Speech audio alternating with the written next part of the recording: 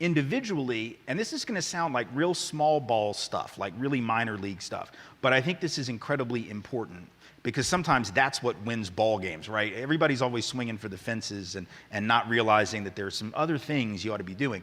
When we think about how to fight racism individually, we tend to think of these huge things like fighting for public policy change by, protesting and I'm all for that. I mean, I think we need to be in the streets and we need to be doing that. And we need to be going to demonstrations, and white folks in particular, I think, need to be showing up for black and brown lives and putting ourselves on the line in those demonstrations.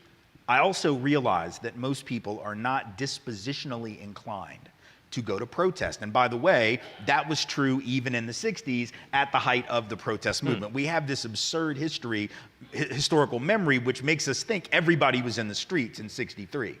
Well, they weren't. The March on Washington was 225,000 people. That's a lot of people that didn't go, y'all. I mean, that's a lot of people that did not go. And so most people were never in the streets because most people, either because they're introverted or they're scared or whatever it is, they're not going to go out and protest, but that doesn't mean they don't have something to do. So what's that thing? I think part of it is if you really want to stay in the fight for the long haul, which is if you don't do that, then you'll never come up with the solutions that might take you 5 years to find or 20 years to find, is we have to start with ourselves and build these concentric circles outward. And what I mean by that is we have to start by reimagining our story as white people.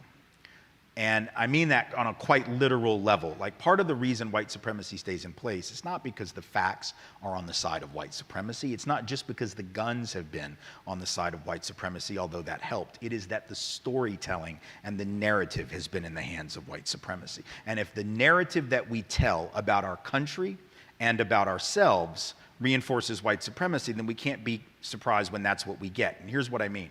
What's the story we tell about our country?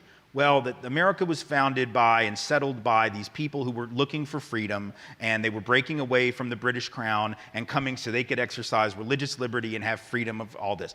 And if you believe that, right, then which is, by the way, just not true. I mean, it's just fundamentally not true. They were the losers of Europe. And I mean that in all love and respect. We were the losers of Europe. The winners or we would have stayed.